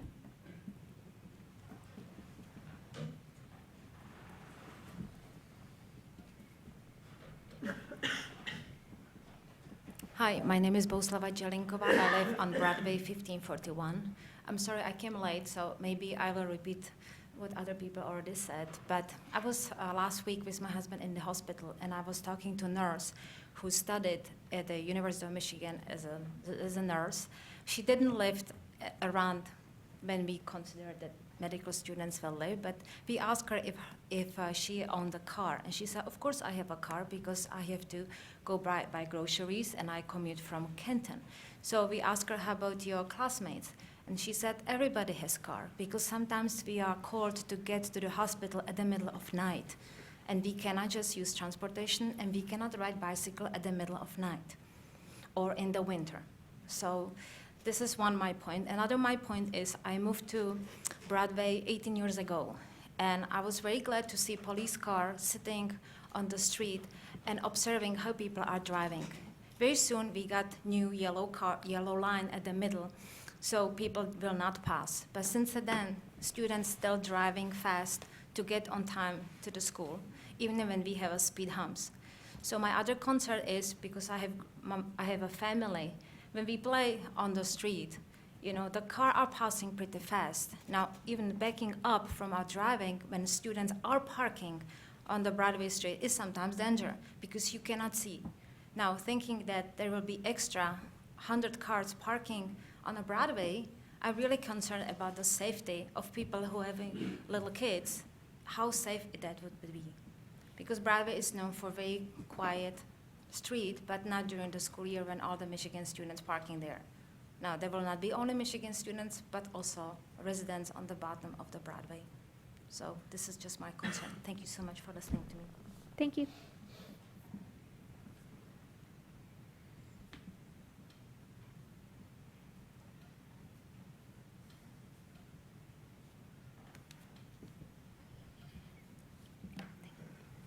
Is there anyone else? Last call?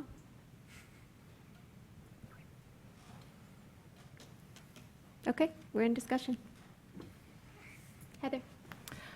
I'm delighted to see development at this site, but I will not be supporting this request. I've been an undergraduate student, a graduate student, a property owner who commuted out of town, a property owner who is an employee of the University of Michigan Hospital, and I've been a pottery student at URIS trying to find a parking space.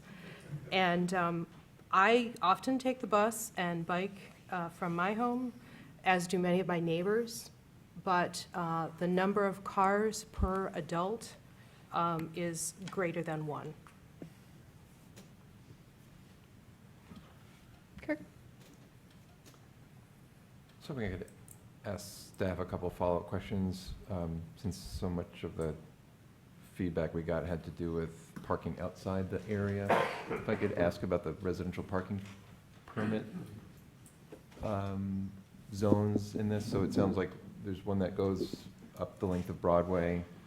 Are there others off the side streets there, residential parking permit areas that prohibit parking on one side of the street? Honestly, I'd have to look into it. The neighbors actually may know more information more readily. I just simply didn't research. Oh, maybe it was on Traver. There was somebody who meant over on Traver. Okay. The residential parking permits. And is this, so where there's commuter pressure on residential areas, I know it even happened with the Cascades, I believe. If there's a new, if there's more employment going on, and so anyway, if there's pressure on the New York downtown residents, this is a tool that is typically accommodated, or is it not typically accommodated for the neighborhoods if they get a lot of commuter parking? I don't exactly know the ins and outs off the top of my head of the residential parking permit program. I think there's criteria involved. I think there is possibly neighborhood support. It's a neighborhood support element, and if the criteria is met, if the thresholds of support are met, if that's applicable, then it's certainly a possibility, but it's there is a process to go through. I just am not, I'll try to see what I can find out more quickly, but I'm not aware of it off the top of my head. Okay. It sounds as though one of the ones mentioned was a 4-hour maximum, which it would appear that, somebody looking for an apartment and wanted to just have a car in case and store it someplace, they would not be able to store it in a residential parking permit area because it's, unless they wanted to move it every 4 hours. Right, that I do know, that the parking permits, perhaps they vary by different permit district, but the point is to keep the car, you can only leave your car on the street if you have the permit. If you are not a resident of that particular zone, then there are some sort of restriction on your time, whether it be hours, whether it be all day, but there's alternate side parking requirements. And each might be specific, but there is some sort of restriction on what you can do. The only exceptions would be if you are a resident and have that sticker. Got it, okay. So I'm definitely hearing, I heard many concerns about the shape and scale of the project or the zoning, and again, that's, as has been said before, that's a separate issue for a separate meeting. We're just thinking about the parking now, and I'm definitely hearing the concerns, mostly I would say about overflow, the possibility that this is not enough, and that's coming through loud and clear.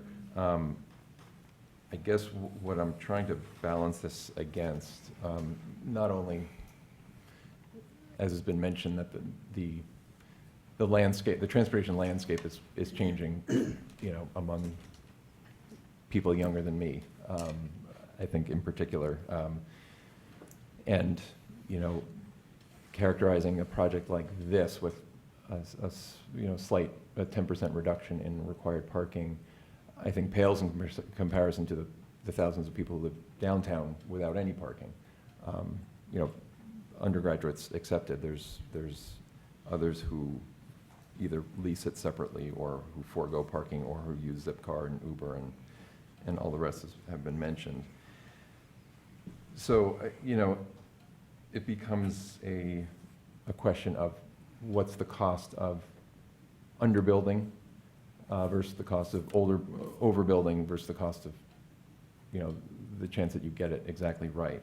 And I think the cost of underbuilding has been mentioned, that there's an impact on the neighborhood. You know, if this isn't in the sweet spot and there's extra people who want to rent here, who don't want to pay to rent a spot, I mean, from my perspective, if the neighborhood is already parked up with medical, you know, commuters who are trying to get around to paying for the Blue Pass or whatever, that would decrease the amount I'm willing to pay for an apartment here, and it just may not be my market. I would pay higher to live in an apartment where I was guaranteed a spot, I suppose. So there's, you know, I don't think this development is going to recoup the cost of structured parking. I think it's factored into the pro forma. So I want to be sensitive to the cost of getting this wrong and potentially parking too many, because that discriminates against people who need a reasonable rent. To build everything with the assumption that every American owns a car is not something that I want to see perpetuated. So to the extent that it hurts the developer because they didn't park enough and people aren't willing to pay that kind of rent, that's really their call. So I'm trying to balance this against the fear of more cars in the neighborhood. I see the medical center hiring hundreds of more people for that campus, and you know, I'm trying to think about the impact of that versus the impact of potentially underparking this a little bit. So that's where I'm falling. Dave? I'm familiar with the parking situation on Broadway. My good friend Sabre Briere, who was on City Council and at one time was on the Planning Commission as well, and recently moved to California, lived right up here on Broadway. And I've been to many events and meetings at her home. And I'll tell you, daytime meetings, it was hard to find a parking space on Broadway. And if 2 or 3 people were already in her driveway, I might be parking down at the bottom of Broadway. So I know, I'm intimately familiar with, and I share your concerns about the need for parking for people in that neighborhood. For me, it's clear. The spirit of the ordinance is explicit. 1 space per dwelling unit. That doesn't even count 1 space per bedroom. And I know from my experience renting out apartments that most students, even undergraduates, have cars. So my guess is the 2-bedroom units will have, many of them, more than 1 car. I think the developer can meet their parking needs either by building additional levels on the parking structure, or if you certainly don't need a variance from us if you choose to go the PUD route and tie the site plan to the zoning, which is another avenue you could take through the Planning Commission and the City Council. Either of those routes don't require a variance from us. And I'm going to be voting against this. The spirit is clear. I'm very familiar with the shortage of parking in the community. Candace? Todd? Yes, so the assignment we had tonight is really simple. There were some comments, and let me step back a little bit. I think that Mr. Mucha and Julian, I didn't catch your last name, ma'am, I'm sorry, but your responses and presentation were articulate, and the comments of the public tonight were heartfelt and also articulate. I listened to all of them. The assignment is not to address the overall structure and shape of the project. It is simply to address a parking variance. And the criterion, a single criterion that we have to weigh this, is whether this exception would be in harmony with the general purpose intent of the requirements of the ordinance. And to me, the word harmony is the largest one in that. And in my mind, abstracting it is, we want to, in a mini-max approach, avoid the worst thing that could happen, minimize the maximum problem, and avoid spillover. We don't want any negative impacts on the neighborhood. Now, it's nice when we talk about abstract units, 620, but in my way of thinking, the key number is not 620, but it's 814. And I think studies of commuting in general in the country, like 9%, I think somebody said, of the residents in the United States don't own a car, so what? We're looking at a very particularized, constrained location. It's going to be a medical center, allied health market will be a good part of it. People who may not use a car to go to work every day are much more likely than not going to own a car. I would feel comfortable if the developer were taking 90% off 814. I could go for that. But I cannot take 10% off 620. And I think Mr. Mucha himself admitted, you come up with these deterministic outcomes, but there's a lot of art in this type of forecasting. What is the price of GE stock going to be in 9 months? We could bring in 6 experts. All of them are likely to be incorrect. Mr. Mucha's and Julie's deterministic number of the number of parking spaces, there's art involved. They don't know. No one knows. My job, number one, is to avoid a spillover effect in the neighborhood, and I'm voting against the variance. I think 1 per unit is, in my opinion, a minimum.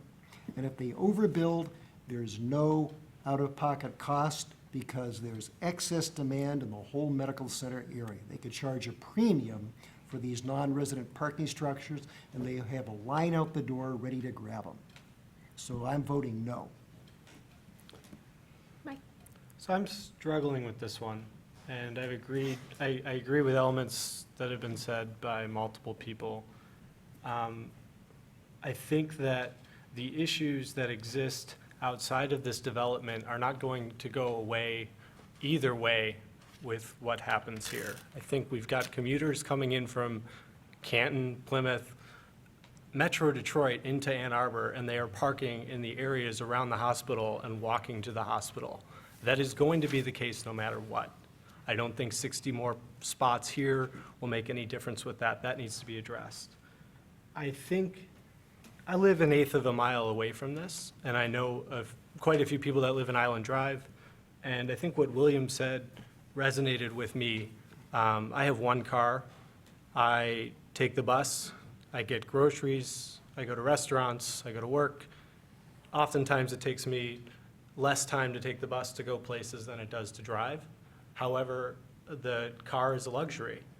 I think you've got a market here where there are multiple apartment complexes next door and elsewhere where they offer free parking to residents. And if this place offers parking for a cost, you are attracting a different type of consumer that would live in these apartments. The reason someone would move into these apartments if there's a cost for parking would be because that they don't plan on having a car. Now, that said, I think that the point of the ordinance is to make sure that there's adequate parking for everyone who lives in a development. And I'm really struggling with whether or not deviating from that really kind of matches up and it's in harmony. I share a lot of what Dave said because I think it's in many ways more simple than the complex situation that's going on around this development. So I'm not sure which way I'm going to vote on this yet, but that's kind of where I'm standing right now. Mike? Yeah, I'm pretty torn on this one as well.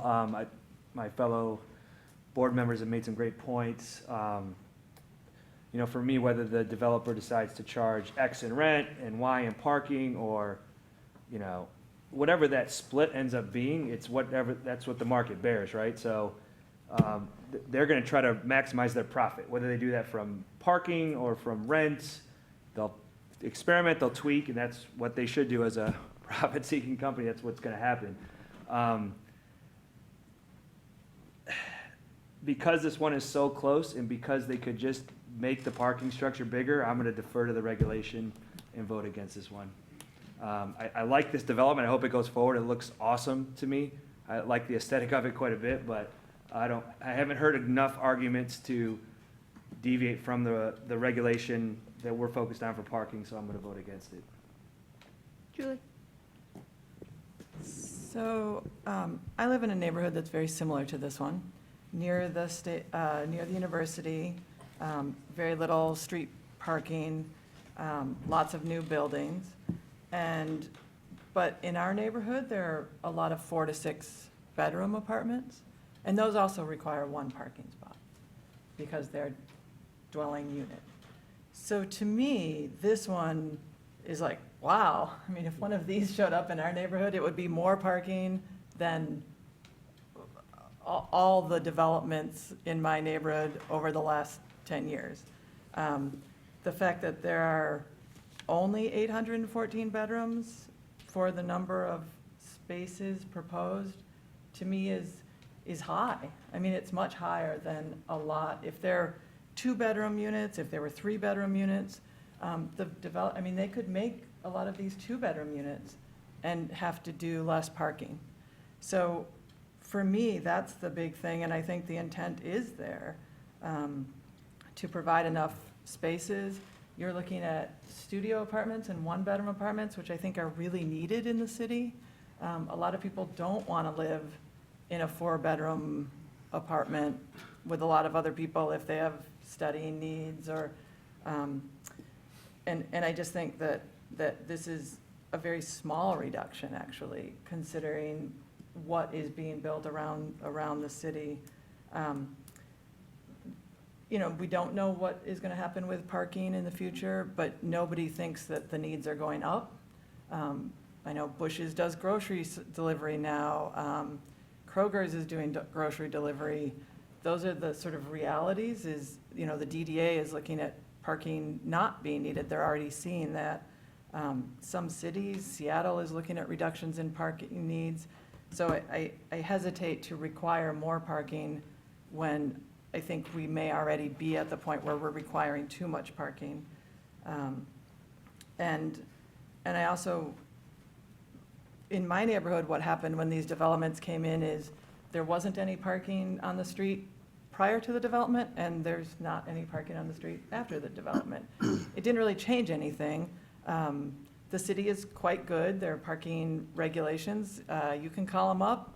They'll come out, they'll tow cars, they'll move cars. You're not allowed to park your cars for certain periods of time as it is.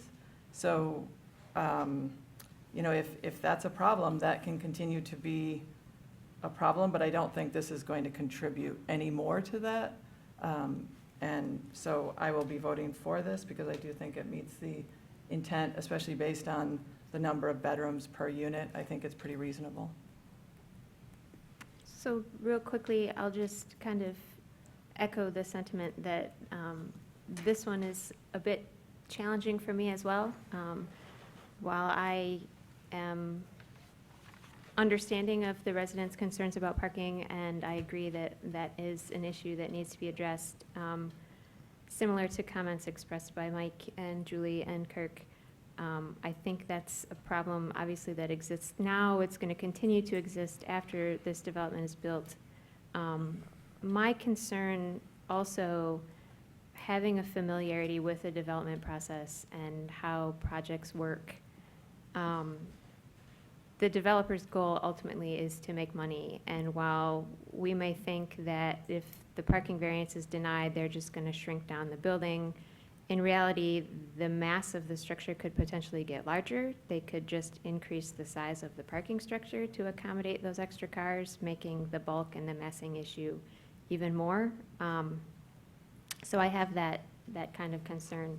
And just to kind of echo what Kirk and Julie have both said, I have a hesitancy to continue to promote car-centric kind of development, and I don't think that a 10% reduction in this case is going to be a life or death situation. And again, I'm still torn. I'm leaning towards support, but But yeah, this one's tricky. Mike? So as I said, I was very torn. Honestly, Julie and Candace, you've kind of pushed me the other way, to be honest. So I think I'm going to vote for this now. I think those are the last 2 points that you both have made are really strong ones. Kirk? And, you know, and I guess I should have prefaced my comments with, you know, meeting the spirit of the master plan, because the health system is I think the single largest employer in the city. And to have somebody who's willing to build smaller units, I suppose they could change the configuration and make them multi-bedrooms so they can stick with this parking and not have it be a 10% reduction. But then we're getting, you know, multi-bedroom things which are more likely to be students and over and over. So in any case, I'm glad that my colleague brought up the idea of a developer is committed to smaller units. I think that's welcomed here. And, you know, from years of master planning, different areas of the city, walkability is a big one. And the more that we, perpetuate the idea that everybody will have a car, even if there's excess capacity, there is no way that developer is going to make up for the cost of excess structured parking by leasing it out, not for 30, 40, 50 years. I mean, it's so expensive, that cost is going to be passed to the tenants, one way or another. So I think, you know, a 10% reduction right down the street from the largest employment center, if we can't do it here, I would challenge a more likely place to do it. Dave? I just want to respond to a point Julie made about there being too much parking available and the DDA is looking for other strategies. I happen to know, I was on the DDA for 18 years. There's a waiting list at every structure in the DDA system. And even the library lot, which has some space in it, the city has just committed to giving a large number of those spaces, committed to not giving them, but leasing them to a potential developer of that library lot site. And in response, the DDA now is looking for other places to add parking to the system, including maybe 1 or 2 stories on top of the Ann Ashley structure, or other options. So it's a fallacy that we're going in the other direction and we have too much parking. It's a total fallacy. And I think that this project is going to add, unless they provide the parking that the current ordinance requires without a variance, they're just going to add to the needs of the parking. And they're essentially externalizing the cost of providing the parking to the taxpayers. Because when we build these parking structures or put extra floors on Ann Ashley, we pay for it, the taxpayers pay for it.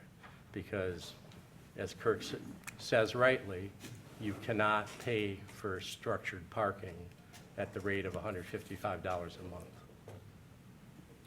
Candace? Todd? 2 quick comments. I think the way we need to make this decision is, in my opinion, not to think about 2 things. We're looking at the single criteria and a parking variance. It's not to speculate on what the developer might have to charge or whether it can recover its costs. That is not our job. Also not our job is to impose normative visions about people, how people ought to go to and from work and conduct daily errands. That is also not our job, whatever ideals we may have in the future. Our job today is to address the variance in light of the impact on the neighborhood. And that's why it is clear to me that I need to vote no on this. Mike? So just a quick response to that. I want to view this through the lens of whether or not this structure meets the needs of the residents who will live here today. And I think that there's a disconnect between some statements that have been made about what meets the needs of various residents. I think that the people that we've heard from and the discussion that we've heard primarily are from people that have cars. And I think that there is a market in Ann Arbor for people who do not intend on having cars. And I think that that's a big piece to this. There is plenty of a market for free parking if you want an apartment in Ann Arbor. Look right next door. There are people that don't live in Ann Arbor because it doesn't fit, it's not affordable for them. And I'm not sitting here saying that this is necessarily going to be much more affordable, but I think Kirk's points are correct in that that is an advantage of a place like this where you are charging people for parking. There is a competitive advantage for people who do not intend on having cars to not pay for that parking. And that is something that exists today in cities across the country, and it exists in Ann Arbor. I don't think that's something that's 10 years off in the future. Julie?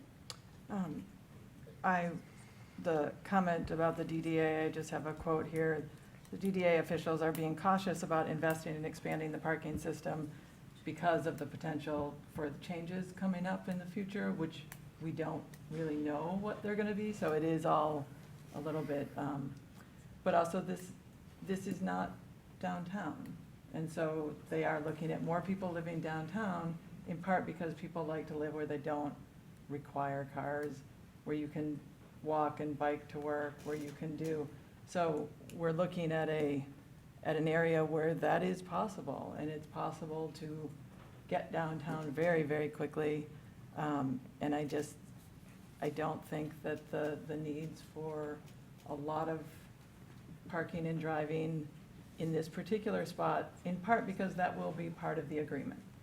If you are looking to bring your 2 cars and you know you're gonna have to pay for 2 spots to bring those cars, your chances are you're gonna look somewhere else. So I think it's a reasonable place to have this sort of scenario. And because it is just, the intent, it's very close to what's needed, so.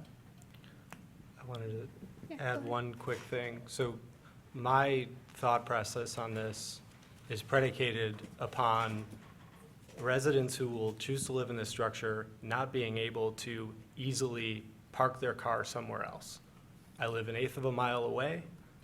I move my car every once in a while when family comes in for game days out of my driveway, and it takes me 45 minutes to an hour to find a spot anywhere close to where I live. The issues that exist related to campus are not the issues we need to be considering here. And I don't believe that residents that are planning on not parking in the structure are still bringing their cars and parking it somewhere in the neighborhood nearby. I don't think that's feasible with the commuter traffic that's coming in and taking up those spots. Heather? I would love to, this utopian future of bicycling and walking. And as I said, I because of the parking situation at the hospital, as much as I can, I do take the bus and I do bicycle to the hospital. My adult children use the Zipcar equivalents, they use Uber, they use bicycles, and yet they own cars. My neighbor, bless his heart, goes grocery shopping on his bicycle in the middle of the winter. My son did that in Kalamazoo, but that is not the norm. The danger, the damage that this can do, this is not downtown. There is not a CVS or a Kroger. I just don't believe that we can, this is not in harmony to me. This is the danger of underbuilding and the impact on this very dense site. My coworkers, I can't think of a single one of my coworkers that either work on the Hill or work off-site that don't own a car. Again, I'm voting no on this. Any other discussion or motion? Mike? I will say, I spent my first 10 years after school in places that you didn't need to have a car, larger cities, and I loved that. There were a lot of benefits to that for me, and part of what attracted me to live in those places is I could live close to where I worked, I could take a bus places, this is pre-Uber, pre-Lyft, where those didn't even exist. And so while I don't disagree with a lot of the points that made that people above certain ages, especially in southeastern Michigan, even Ann Arbor, own cars, I don't disagree with that at all. I think there are people who would like to have living options, especially those that are close to where they work, to not have a car. And so, yes, it is a bit utopian, but in order to get to a place where we have less people owning cars, you have to give them the right kind of housing to do that. So that's one perspective I would say.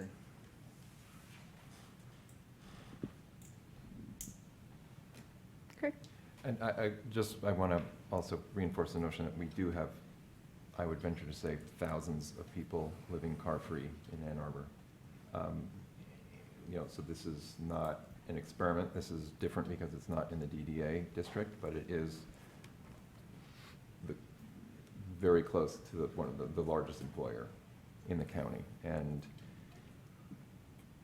to the degree that, if there are people who want to game the system and rent a place but not rent a spot, they get to park on a public street that all the taxpayers pay for. And, and that's, if people want to trek an hour to find that, they can park on my block with a bedroom. It's again, reinforcing the notion that everybody must bring a car and they're going to pay for it. The residents will pay for it if there's unclaimed spaces here. It's going to be built into their rent. I think is far more dangerous than slightly the chance that this is underbuilt and people have to search elsewhere for public street parking. Further discussion? Motion? Madam Chair? Yeah. May I offer a slight suggestion for the motion? The motion currently reads to allow a reduction in required parking to 0.9 spaces per unit. And it's a variance from Chapter 59, Section 5:167. I would suggest that you specify it's a variance from Chapter 57, Section 5:67, Paragraph 6. And the variance would be to allow a reduction in the required off-street parking spaces for residential units in a non-residential district to 0.9 spaces. I believe that will clarify that this variance applies to the residential component of the development and does not apply to the proposed retail and would not apply to another uses if included in the future. Thanks.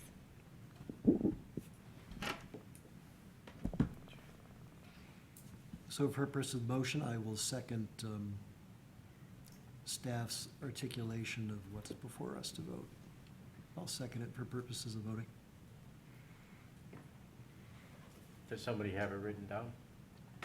What was just proposed? I guess the motion hasn't been made, so we don't need an amendment, right? Right. Oh. We're waiting okay, for a I'm motion. premature then. Really quick, can I jumped the gun. repeat what you said and make sure that that's correct, or do we need to issue go a for motion it. first? No, So, you can- it would be Chapter 57, Section 5-167, Paragraph 6. Chapter 59, Section Oh. 5:167, subsection 6. Subsection 6. And to be a variance that applies to only the residential units only, not the commercial component of the development. So does this read okay? To allow a reduction in required off-street parking to 0.9 spaces per residential unit? Yes. Okay. I'll make the motion then. There you go. Give a second. Do we need a Second. Did you read it? Oh, Did I you have to read it first. Okay. Sorry. This is with regard to petition ZBA 17-025, 1140 Broadway Street. Based on the following findings of fact and in accordance with the established standards for approval, the Zoning Board of Appeals hereby grants variances and exceptions to these requirements, providing such variance or exception is in harmony with the general purpose and intent of the requirements. the following variances from Chapter 59, Section 5-167, subsection 6, per the submitted plans. 1, to allow a reduction in required off-street parking to .9 spaces per residential unit. We have a motion, do we have support? From Kirk. We will do roll call vote. Todd? Can Oh, I get a sorry, point Dave. of clarification? Yeah. By staying silent on the requirement of the commercial spaces within the resolution, are we voiding that requirement? Or should we specify that the commercial, The commercial component, they'll still have to meet that. They're not seeking a reduction. I understand, but the way I just heard, the way that was read, that we're granting a variance, For the residential component of the development only. does it say only? Per residential unit, yeah. Per residential unit only? Is that what we're? Well, I'm just concerned that, do you Um, see what, there's yep, some ambiguity there. I do not believe that there is ambiguity, that that section, the subparagraph 6, that standard is the multiple family dwellings in any non-residential district. There are other paragraphs and categories for the commercial or office or whatever uses. However, if you would like to be more explicit, that Well, is not an issue. I'm fine with it the way it is, if whoever's doing the minutes, and I'll look at the minutes on this, makes it explicit in the minutes that that was our intent, was for residential only. Whatever the board chooses. That's fine. So we're good? Everybody good? We're ready? Okay, We'll vote. Todd? No. Heather? No. Julie? Yes. Kirk? Yes. I vote yes. Mike Daniel? Yes. Dave? No. Mike Dobmeyer? Yes. 1, 2, 3, 4, 5. We have 5 yeses, 3 nos. Motion is granted.